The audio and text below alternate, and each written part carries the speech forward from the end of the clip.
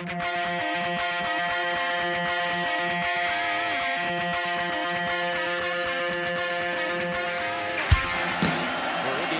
first down and 10 at their own 10-yard line. And Tevin Coleman with some running room. Tevin Coleman down the sideline. Coleman, one man to beat. Tevin Coleman's going to go 90 yards, and Indiana takes the lead. Randall L. scrambles, started off the pitch, keeps it himself down the sidelines. He could go. Antoine Randall L. touchdown. Roy going to the single coverage, end zone. He hits Cooper again. Hey, what's up? We are in the freaking college football playoffs. Brando, what's up, dude? The Catalina wine mixer, right? Indiana football in the college football playoff. You and me doing a podcast for a football program at the highest level of college football. Like, those sentences strung together aren't anything I thought I would ever get to do ever when you and I started doing this now for 6 years. I never thought I'd be talking about the chance to play for a national championship, Michael. We are one of 12 teams playing for a national championship in football. Is this real life? I don't know yet. But man, I don't think that I've wrapped my head around the, what is the word? The ramifications, just how big the reality. Sorry, I did actually have a drink today.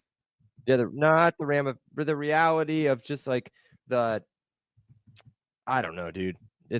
I've been writing contracts all day. It's been a long day. But yeah, it's massive. And I don't think I've wrapped my head around the fact that we are literally 1, 2, 3 games away from being in a national championship. And we'll look at the road to get there in a little bit. We don't want to look ahead.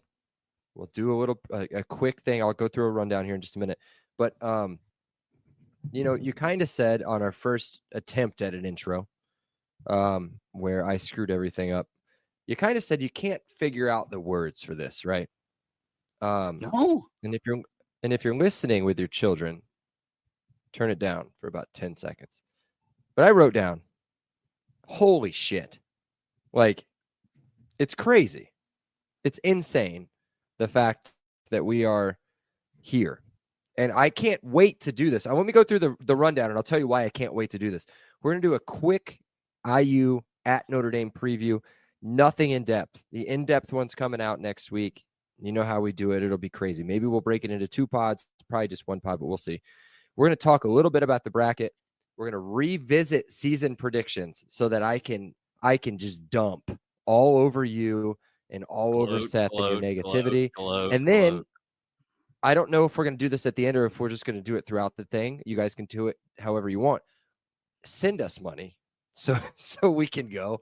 It is ridiculously expensive. For this game, and I actually I've got my own question, Brandon. I want to know why at time of recording 5 times, or nearly 5 times more expensive than it would be to get in the door for Ohio State or Tennessee at Ohio State, and it's literally 10 times more expensive than getting in the door for SMU at Penn State. Tell me why. Yeah, I mean, so a lot of people go supply and demand. It's the same way in every other stadium, right? So right now, the only people that have access to tickets are going to be friends and family and brokers that already have the seats. So you only have about 20% allocation out there right now. So, right. So when there's a limited supply, price goes up. right? That's what we're seeing. When the other 80% of Mhm. tickets become available, the price isn't going to go down by 80%. But I think you can reasonably presume that the prices will be cut in half. I think that's fair. I think that's what I'm hoping for. I'm hoping for a $1,500 ticket Yeah. to become a $750 ticket. I can swallow $750. That's an expense that I'm fine with. I will end up paying the $1,800 if I have to, because of what we talked about here in the first 5 minutes. This may never happen again in my lifetime, ever. Now we like what SIG is building. There's nothing we did this year that IU can't do, right? Again, a lot of it, and we'll get into that deeper into the offseason, but all of it's replicable. But this is once in a lifetime opportunity, and while I wish the prices were $152 to get in the door, it is what it is, right? That's why you've been writing contracts all day.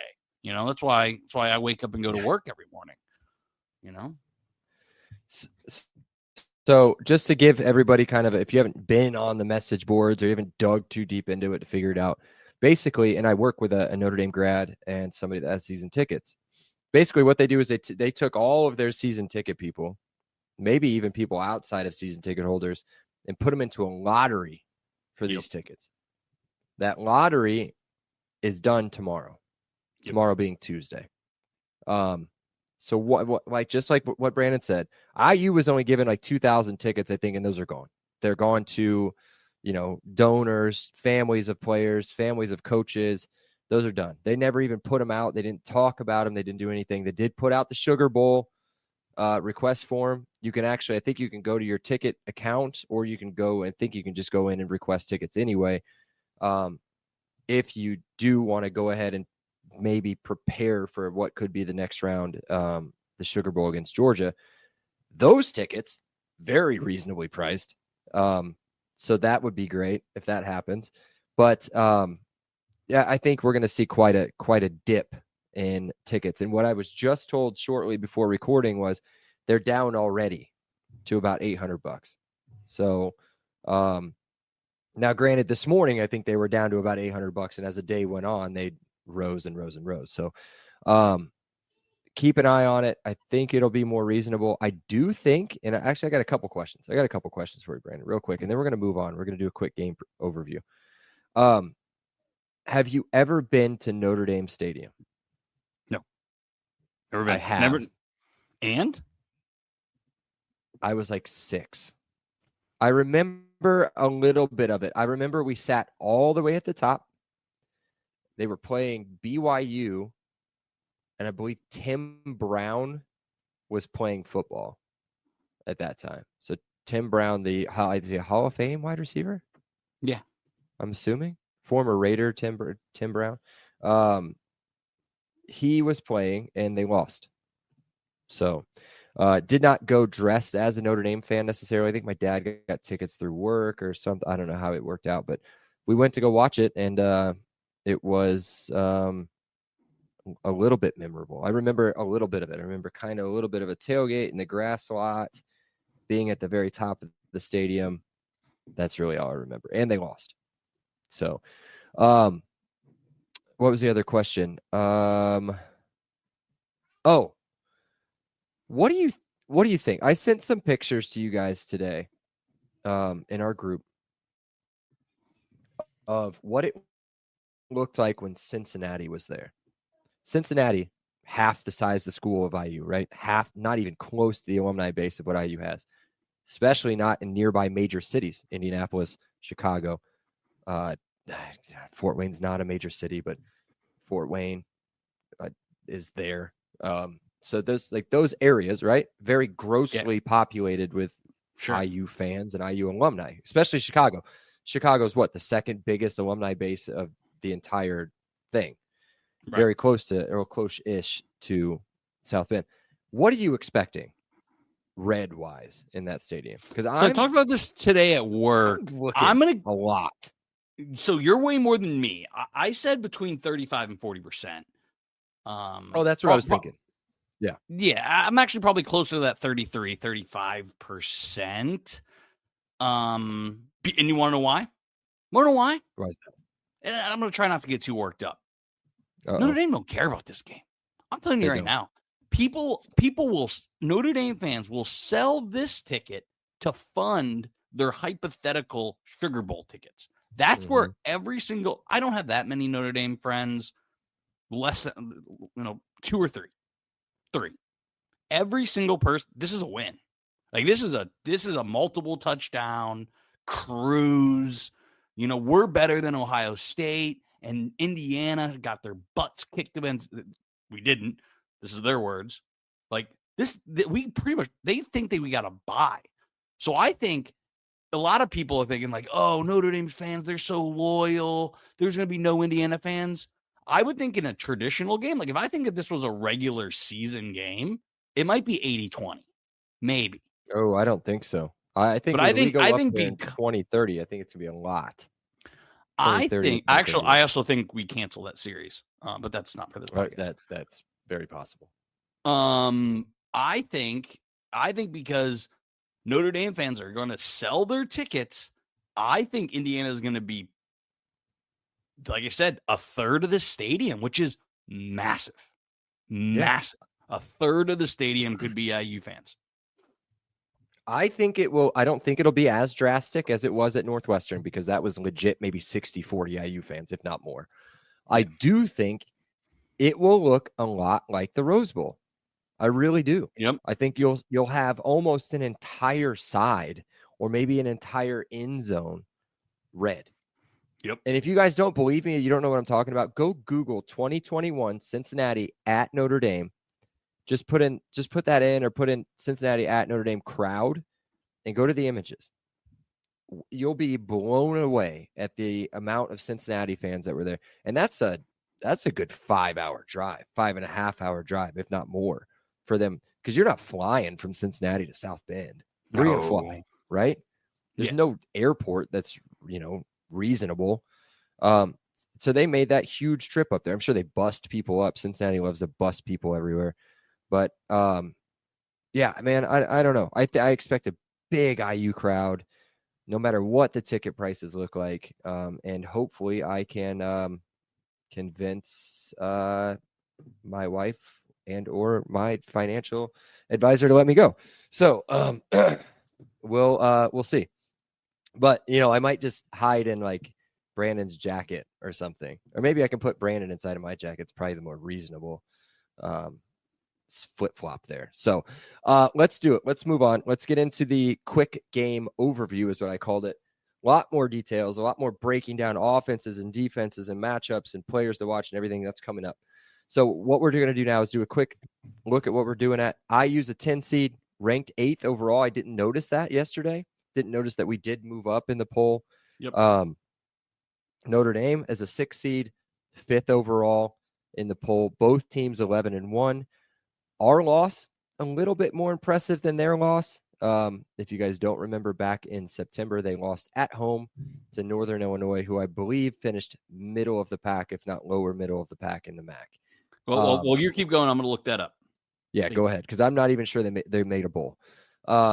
Which, by the way, how great is this? Big Ten bowls came out today. All the bowls were announced today. We don't care. Like, how great is that? As an 11-1 team, we don't care about the bowls. Series history, real quick. We played each other 29 times. Notre Dame leads 23-5 with one tie in there. Here's the thing. We haven't played, last time we played was 1991, but I think before that, everything was played in like the 1800s to like 1950. And 1950 was the last time IU won the game. But last time we played, 1991, middle of like Lou Holtz's big runs with IU, or with Notre Dame, sorry. Notre Dame beat IU 49-27. They finished 10-3, won the Sugar Bowl. IU finished 7-4, destroyed Baylor in the Copper Bowl. And yeah, as I said, IU's last win, 1950, they beat them 20-7. Brandon, do you have the Northern Illinois where they finished? 7-5, 4-4 in conference, going to the Idaho Potato Bowl against Fresno State. Well, they're get waxed. Fresno State, they're just going to destroy them. Over under 10,000 fans there. Less. Okay. Because that's a heck of a trip from wherever Northern Illinois is to DeKalb, Illinois. North Shore. Oh, North, and then Fresno, they don't really have fans, I'm assuming. That's a commuter school, right? There you go. Common opponents. We share. Yeah, right. Common opponents between IU and Notre Dame. We share one. It was Purdue. The first score is going to sound pretty impressive. Notre Dame beat them 66-7. Until you think about our game. In the snow, in the elements, in the freezing cold, we beat them 66-0. They didn't even sniff points.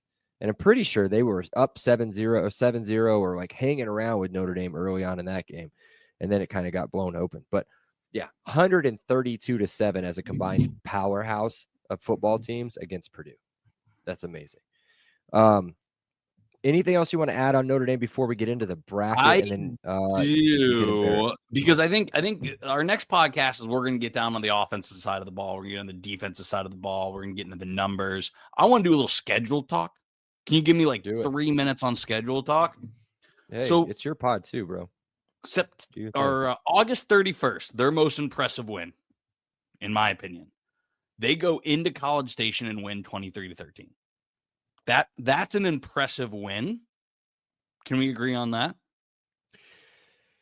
Yeah, that was a weird game, right? What was the score again? One more time. What was it? 23-13. Yeah, it was a weird game. I think I caught a few. Notre Dame scores minutes. 10 points in the last 2.5 minutes. Yeah, I think it was set up off an interception or a fumble or something. I remember kind of maybe that's what I did. I think I caught the end of it because it was the first week of the season. Yeah, I mean that's a pretty good win, I would say. I'm not totally sold on Elko and A&M, but yeah. But then the next weekend they go and lose to Northern Illinois. So in my mind, like neither one of those, they cancel each other out. Okay, let's go down the rest of their schedule. Okay, you ready? Yep. Purdue, 66-7. Yeah. Miami of Ohio, 28-3. Soft. Barely got by in this game. Barely got by. 31-24 at home against Louisville. Turned out to be a decent team, but not enough for an 11-1 team to struggle with at home. Crushed Stanford 49-7. Yeah, soft team. Beat a tough Georgia Tech team 31-13. Where was that at? It was in Atlanta. Okay. Crushed Navy 51-14. Crush maybe a team Purdue could maybe beat. Florida State 52-3. Yeah. Oh, can I stop you real quick? Yeah. Speaking with my Notre Dame coworker, actually, I think he's my boss. I don't know. He's basically his coworker, whatever. He told me today, looking at their schedule, Florida State was the biggest game. That was the biggest game on their schedule at the beginning of the season. Everybody was hyped up for that. That should put some perspective on where Brandon's going with this. So continue. No, Virginia 35-14. Bad team.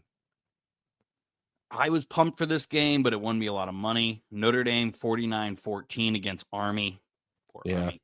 Yeah, and then a game that was way closer than the score. Yeah, I told you. Notre Dame 49-35 USC. Yeah, I told you guys. They gave up 35 points to USC.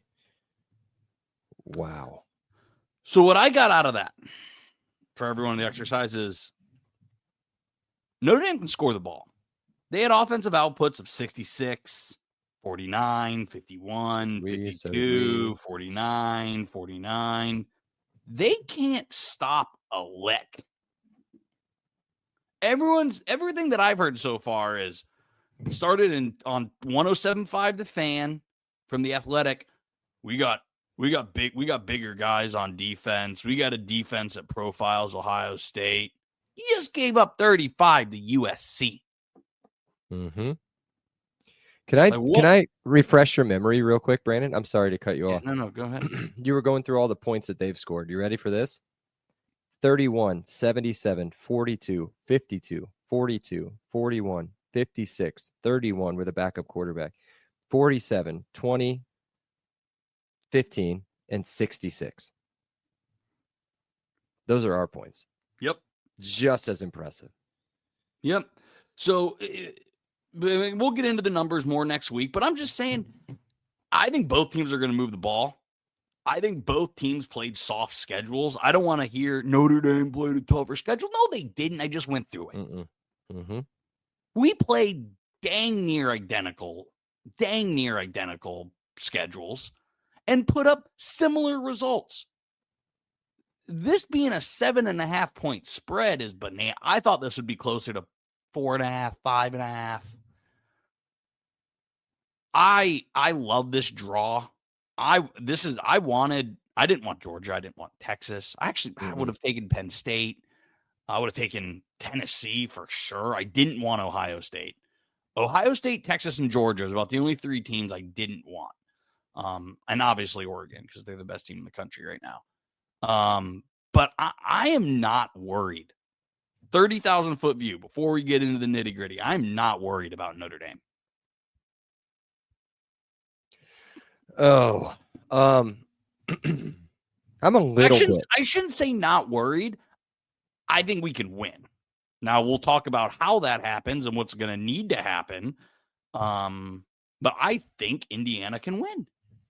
If you were to ask me, you had to pick between Notre Dame, Texas, and Ohio State to play in the first round, I would have told you Notre Dame in a heartbeat. Yep. In a heartbeat.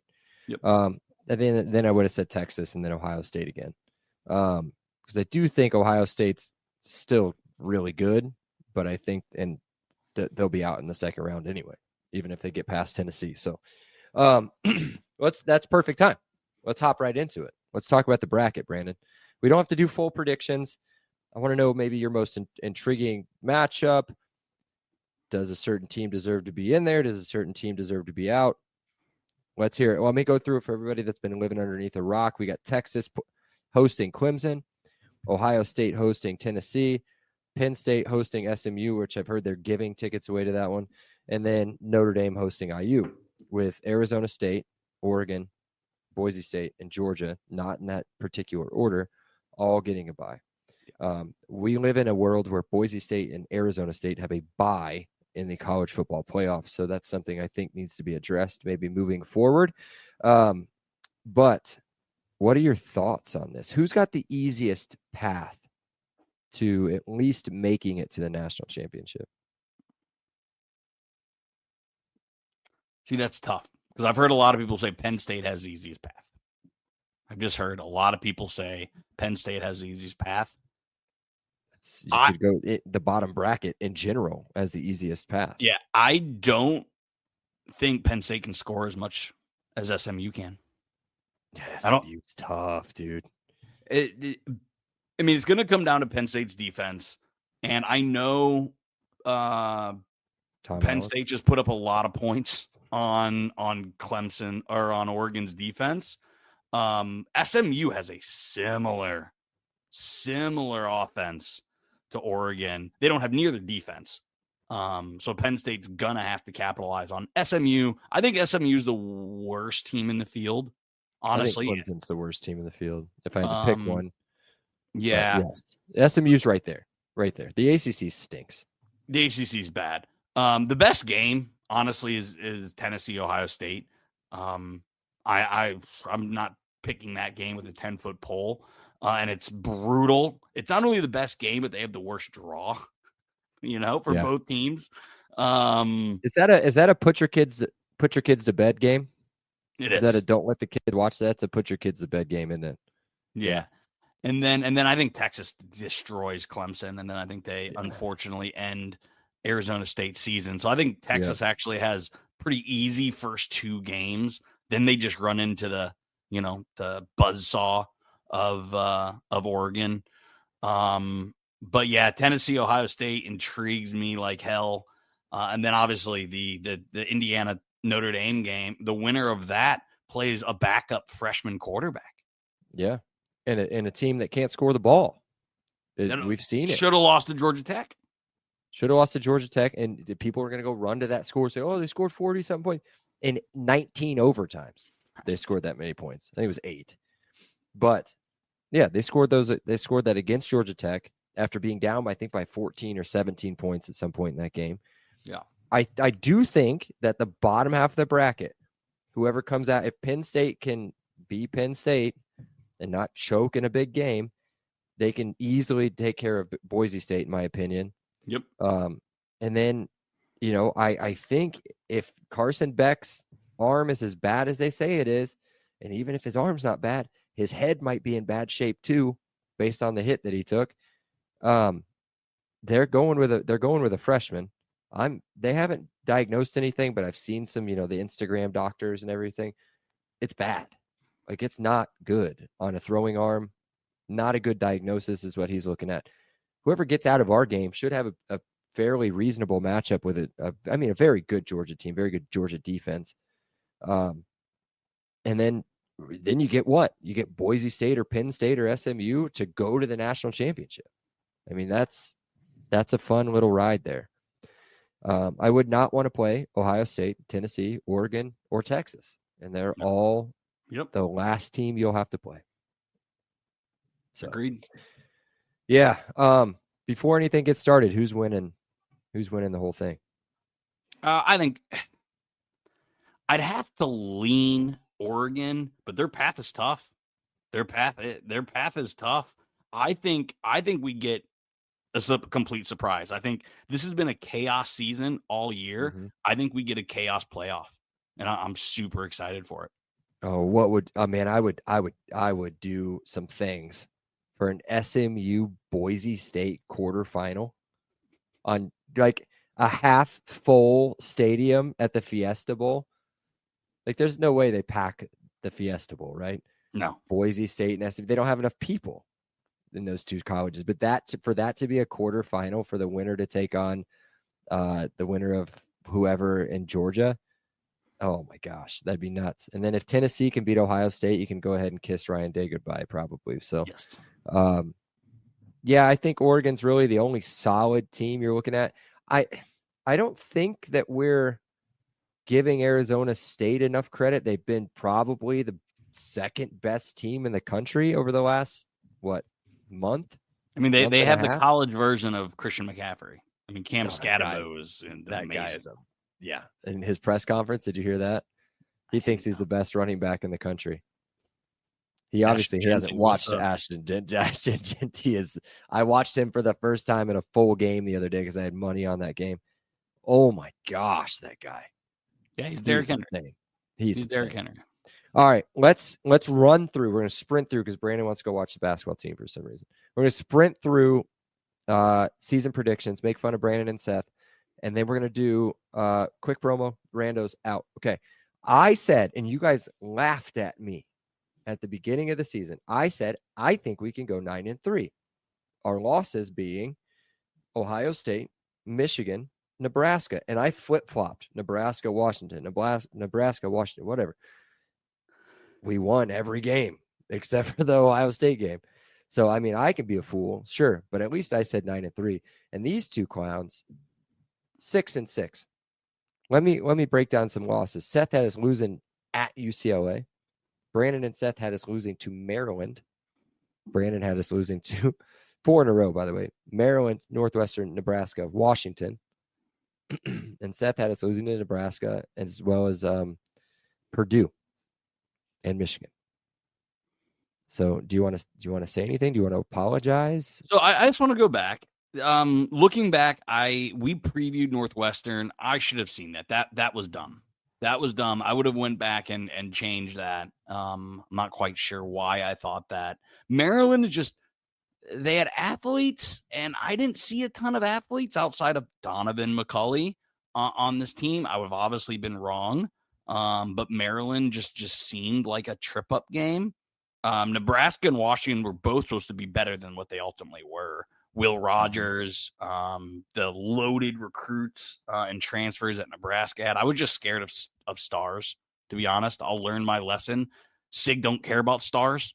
That's where I was with Nebraska and Washington, was just a lot of big name players with a lot of stars by their name. Over potential. Yep. And then again, Michigan kind of same, and same with Ohio State. So I think looking back, I should have went 7-5. Actually, I should have probably went 8-4, because Maryland with Billy Edwards, I thought they actually had a better season than a lot of people thought. So I should have had it at 7-5. You could have probably talked me to 8-4, but dude, take your bow. 9-3. Yeah, you nailed it. I know you it nailed did. it. Just for perspective, everybody had us losing to Ohio State. Everybody had us losing to Michigan. Yeah. Now, granted, they were coming off of the national championship, so it's hard for us to be too. They started top 10 in the country. They did. Well, I mean, they're going to start top 10 in the country next year. Why? Because they're Michigan. All right. Let's do a super quick promo, and then we'll get back with the randos. And hold on, we didn't laugh enough at the fact that Seth thought we were going to lose to Purdue. 66 rip. Yeah. Okay. Be right back. This episode is brought to you by your go-to expert in the Indiana real estate market. Whether you're looking to buy, sell, or invest in a home right here in the heart of the Hoosier country, Garrett Lawton with True Blood Real Estate is the agent that you need. He's not just a real estate agent, he's a Hoosier fan just like you. And Garrett knows Indiana inside and out, from Bloomington to Indianapolis and everywhere in between. Plus, his personalized service makes the buying and selling process smooth and stress-free. So if you're ready to make a move, give Garrett a call at 317-410-8851 or visit his website at lawton-realty.com. Okay, we're back. Everybody's favorite part of the podcast. We've had a really fun show so far, so let's see if we can keep it up. What do you got? So we surprisingly didn't text a lot in the group chat last week. Were you nervous at all before Friday and Saturday's games that we were going to be held out? No. So the only way I would have been group chats were doomsday scenario, UNLV wins. That's Clemson the only one wins, that I was worried about. Or Alabama getting preferential. I was nervous. It wasn't until Boise State won that I was like, okay. That was the only nervy-ish game that I had, and that's why I watched it. But no. I'm with you on. We kind of had not an argument, but we had a discussion about whether or not a team who was upset, whether they would drop out. I honestly think that if Boise State, granted they are ranked way below us, and not way below us, but they're ranked below us in the CFP. If they would have lost, what was that? That was at home to UNLV. I think they drop out. And I think UNLV is in. I don't think that they kick one of us out. I don't think they're bringing two Mountain West teams into the playoff. So, no, I wasn't nervous. I had read so many things, so many predictors, so many percentages, and we were off the charts. And I sent you a thing that said going into the Purdue game, we had a minus 2,000 chance of making the playoff. After we waxed them, they took us off the books. And only left, who did they leave? That I told you, Notre Dame and Alabama, I think were maybe the two that they left on the board, or Penn State, Alabama. No, SMU. Sorry, SMU, Alabama were the two that they left on the board. And they were both negative money. So, no, I was confident. I know this answer, but the listeners don't. Did you watch the show on Sunday at noon? You think you know the answer. I watched when the bracket showed. I was outside working out back. I could see the TV through the big living room window. Once that bracket hit my TV and I saw teams starting to pop up, I ran inside and I watched the teams come through. Yes. And as soon as they announced 6 seed Notre Dame, I knew where we were going. 7 seed Notre Dame. Sorry. I knew where we were going. I knew we weren't going to be the 11, although I wish we were the 11 sometimes. I think I said that in the chat. Did. Just because of the path. But Yeah, I did watch that. And I think I cheered louder when they announced SMU than I did when they announced IU. So I mean, you cheered because in Alabama's tears is what you mean. Yes. So I'm so done with the SEC stuff. So since you didn't watch it, I watch every March Madness selection show. I love it. Inject it into my Me too. veins. Yes, please. This show was horrible. Yeah, it was 4 hours for 12 teams. It was horrible. Saban was basically just politicking for Alabama. Herb Street was politicking for Ohio State. Joey Galloway might be the dumbest human on the face of the earth. Reese Davis is the only one worth a damn. Booger's been a fan of Indiana all season, but like, I'm just biased. I mean, Booger McFarland is not a good like on-air personality. Super Bowl champion.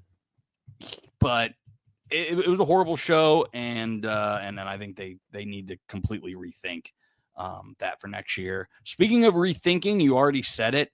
They're going to change the format, right? They're just going to go to where you're ranked rank it 1 through 12 and just be done with this conference champion. Will they, won't they? Confusing shit. Yeah. So what I do think that they'll do, I do think that they'll keep the 5 conference champions. I do think that. But I don't think that they'll seed them 1, 2, 3, 4, 12 or whatever they were.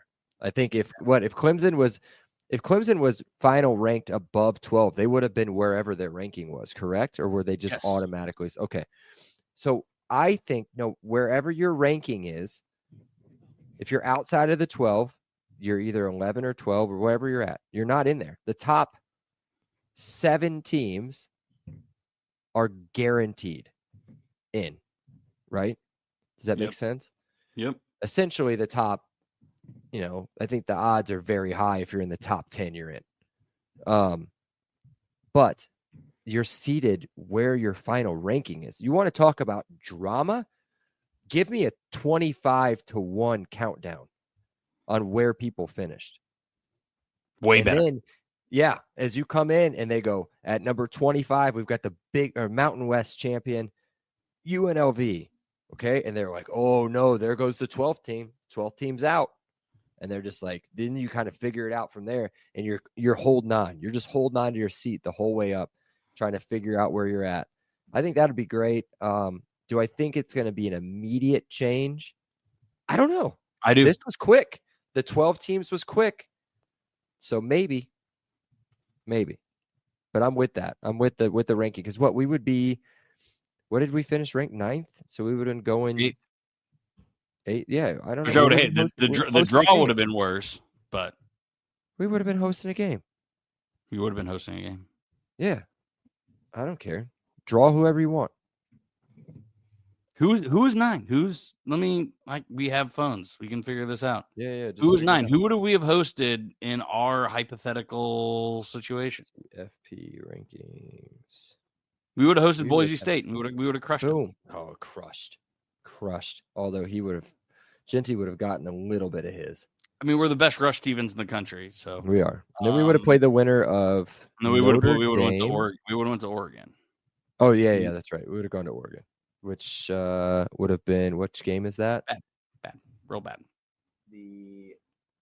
What game is it? Rose Bowl? Yeah, that's going to be a big Oregon crowd there too. Yeah. No, I mean, but we would have hosted a game and beat the hell out of Boise State. It would have been great. Yeah. Instead, we get to go to South Bend and beat them. Anyway. Yeah. All righty, man. That's all I got for Brando's Randos. Good deal. Well, that's it. I mean, we went a little bit longer than what Brandon wanted to do, but it was a good pod. It was a productive pod. Exciting pod. We're literally living a dream. We are. Somebody slap me. Yeah. Sasha will at some point. So do your thing. Rate us, review us, subscribe, follow, do your stuff. Send us money. It's at Bragley. We're at Brandon-Stubich on Venmo. Yeah, that's it, guys. We'll see you later. Until later on this week or whenever we're going to do it, maybe next week, probably next week, Cheers. Cheers, everyone. Go Hoosiers. Yeah. Go Hoosiers.